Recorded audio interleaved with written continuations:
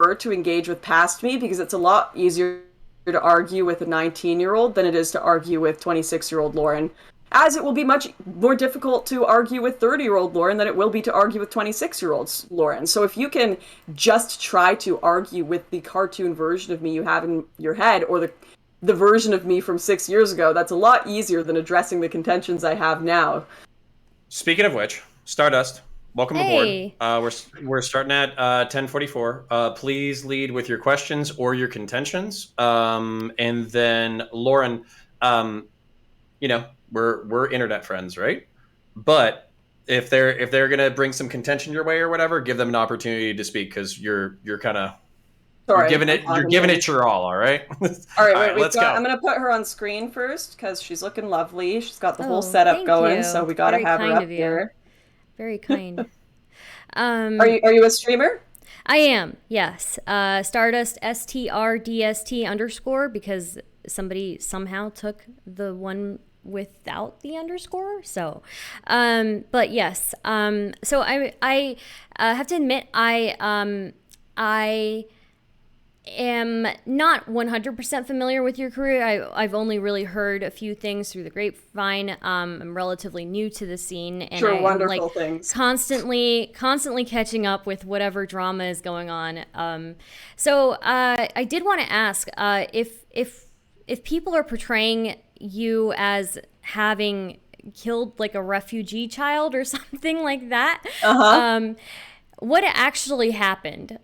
Like I would like to know like what the actual story behind that is. I'm glad you're asking. So Yeah. there was a boat called the Aquarius, which was operating illegally in the Mediterranean because in the Mediterranean, the maritime laws are if there is someone who is drowning or someone who is in crisis, any boat, doesn't matter how they're operating, whether they're an NGO or a non-NGO, they have to go and help those people. And signals will be put up, they'll go and do so, and then they'll take them to the closest port. And you can absolutely have your own operation as an NGO going and rescuing people and taking them to the closest port. But how the Aquarius was operating is they were going into Libyan waters, picking people up, and then even if they were not in crisis or the closest port was like 10 minutes away in Libya, and they were bringing them back to Europe. So they were acting as a ferry service for migrants, which is illegal operations, rather than a rescue service. And this was being investigated by Italian prosecutors. They weren't allowed to dock in Spain, they weren't allowed to dock in Italy or Greece. They had been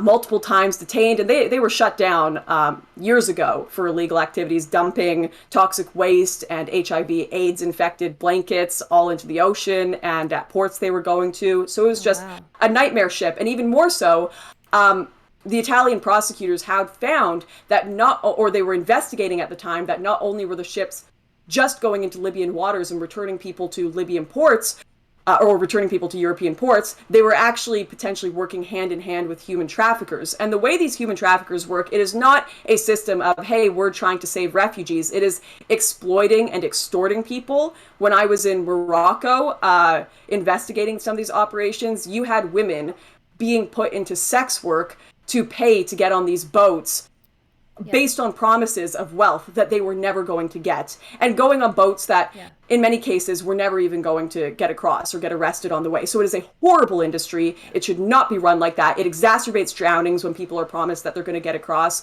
And so we did a protest against this ship to say no to illegal human trafficking and no to illegal immigration, which is quite frankly something I am against. I think you should go through the legal process.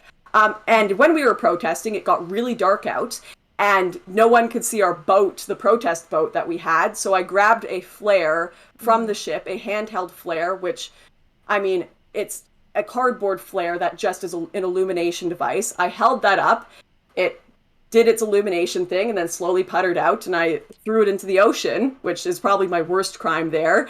And then the protest was over. But because Yeah. there was that light, people like to pretend that we were shooting flares at the boat, which is a far more exciting story than I just held a light up.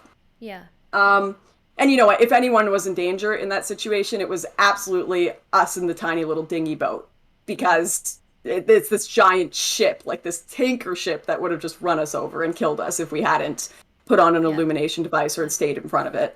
But that's what happened. So that's where Yeah. I was shooting flares at refugees. It was an empty boat too, which is what's amazing. Yeah. Yeah. That when you bringing up the trafficking really brings up a good point. I personally, I think I probably lean left of you, but I do think that it's a tragedy, the amount of trafficking that happens, and I do kind of have a spicy take that tends to get me in trouble with people, and that happens to be that this whole blanket statement of being pro sex work in the West seems a little bit detached from the reality of sex work globally. So the vast majority of sex work globally is it starts younger than the age of 13. It is usually non-consensual or coercive. And you know this. I always see like leftists online talking about how they're pro sex work and they don't have any nuance when they talk about it. And I think it just does it a disservice when the vast majority of people are in it non-consenting, and then people try to separate it and say, well, that's trafficking. Well, not necessarily is that different, because a lot of people get coerced into these industries, and unfortunately they don't know anything else, so they make the active choice to continue in them, right? So it's something that tends to get me in trouble a lot. It's not that I'm anti-sex work, but or I'm not anti-sex worker, but there is a reality of the situation where the vast majority of people are not in it in a consenting way, and I was going to get to a point, but I forgot where I was going with it. I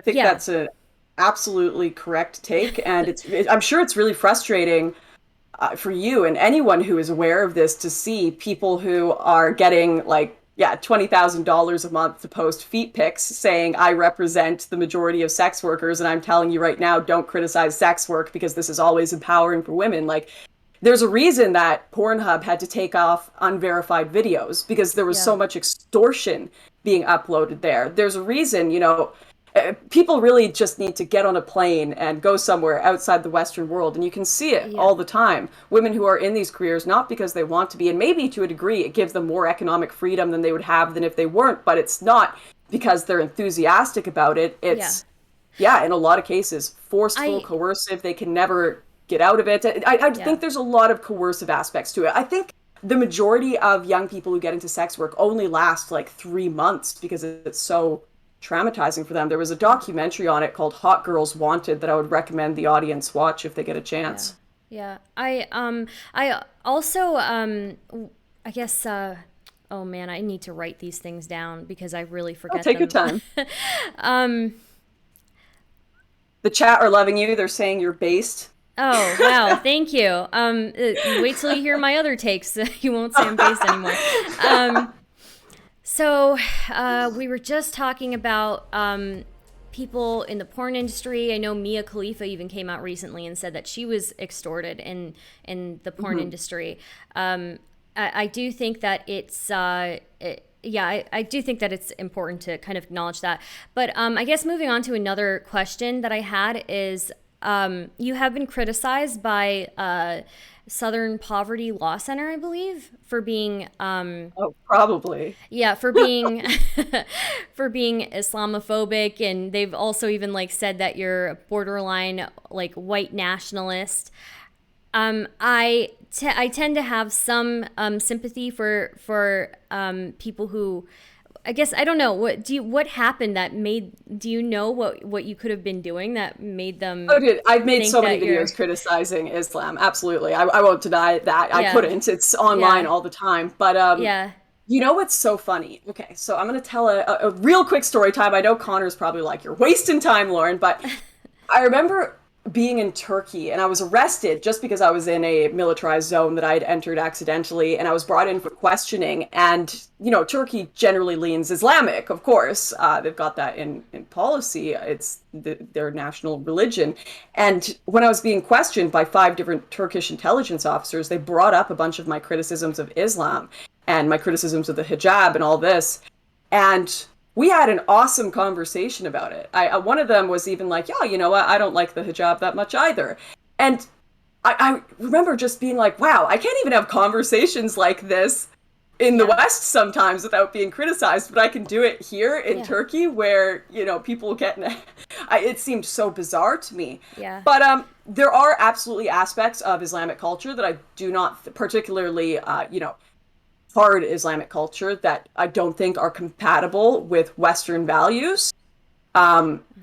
In country, and some of them you can argue are more religious. Some of them are more a country's cultural aspects that they've mixed with Islam. Mm-hmm. So female genital mutilation, Yeah. the role of women in society, definitely. I find it very odd when you have progressives who are super pro LGBTQ, but then don't want to talk about the fact that there's countries that Yeah. are Islamic that execute homosexuals. So I do find this, I think Yeah. these are worthwhile contentions to discuss. Sure. Yeah, certainly. I myself, like, I would be considered like an ex-Muslim or something like that. I don't really go by labels, but I think it can be hard to criticize the cultures that kind of come from these areas without people labeling you as Islamophobic. And but I do think that most religions put women in a secondary status. So I'm more of like anti-religion in general.